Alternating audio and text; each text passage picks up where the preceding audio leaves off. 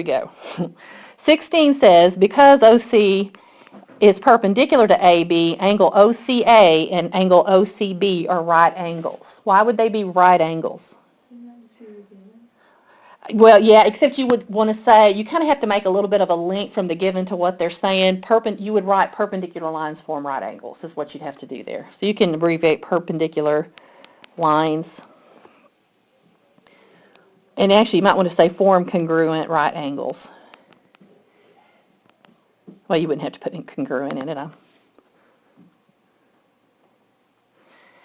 Okay. Okay. So now 17 says draw OA and OB, which they've done it in the book, and that's why I actually made the second figure like they did in the book. Why can I draw OA and OB? Why is it okay to do that? Huh? Why not? That's what we want to say. I can't remember how your book worded it. They had a weird way of wording it, but most geometry books here just say between any 2 points you can draw a line. Okay, so that's what we're going to do because that actually makes sense. If you looked at the answer key, they have some weird way of saying this that I'd never heard before. But this makes sense. Between any 2 points, you can draw a line.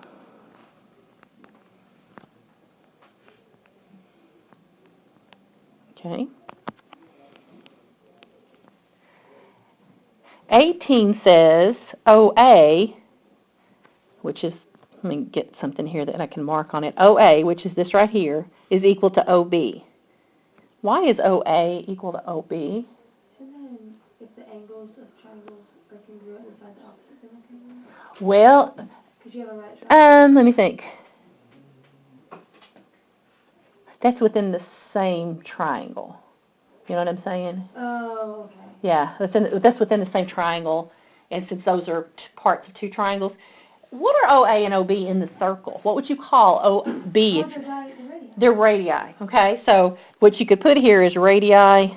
Oops, I didn't mean to write in green. Radii in a circle are congruent. And by the way, when you take your PSAT and your SAT tests and you get to the geometry type problems, you should, if you see a circle somewhere, you should always go mark all those radii congruent because usually that's going to be the key to getting the problem solved. Okay, so this is something that's really going to be useful for your SAT, PSAT type stuff. Okay, so that was something we knew just because we got a circle, and those are radii of the circle.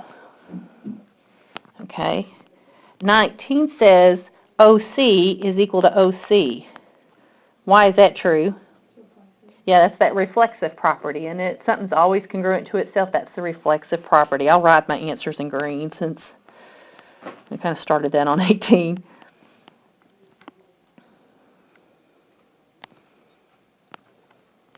Okay.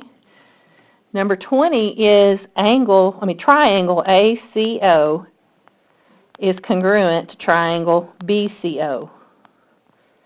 We said earlier that I bet we were going to prove two triangles congruent so that we could say those pieces are congruent. What reason can I give? Remember all those angle, side, not angle, that's not one. Angle, angle, side, side, angle, side, and then for right triangles we had one. It was hypotenuse, leg, right? Yeah, that's what this one would be. Didn't they just have you mark these things congruent? I marked the two radii with one green mark, and then they said OC is congruent to OC. I didn't go mark it, but I should have, because now I would see that I got a hypotenuse and a leg on the triangle congruent to each other, right? So all you'd have to write for 20 is HL. That means hypotenuse leg theorem. So you could just abbreviate it that way. So we're still pulling up stuff from that old congruent triangle stuff, aren't we? And stuff from the very beginning of the book even. That's just how geometry works. Have y'all been studying anything about Euclid in y'all's class in history? You mentioned it. Yes. That CPCTC, yeah. Y'all remember what that was? Yeah, congruent parts, congruent triangles are congruent. Since those two triangles are congruent, the matching parts are going to be congruent, so that means AC is equal to BC because they match up on that triangle. And if they're congruent, it's kind of like coming full circle here. if they're congruent, what does that mean about that line OC since it's hitting AB at C, and that's where we... It's like the midpoint, right? Yeah, it's like C is actually the midpoint of that AB segment. So that's why they can say, okay, we're done.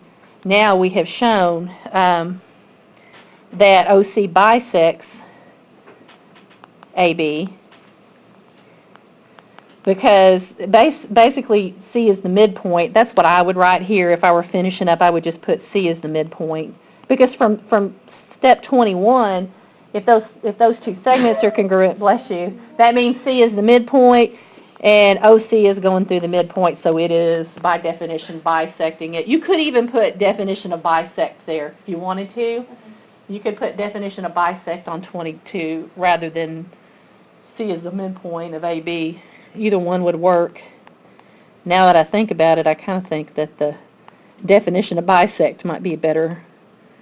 I can't get that fit in there, but C is the midpoint of AB, or you could put definition of bisect. So go back and do that.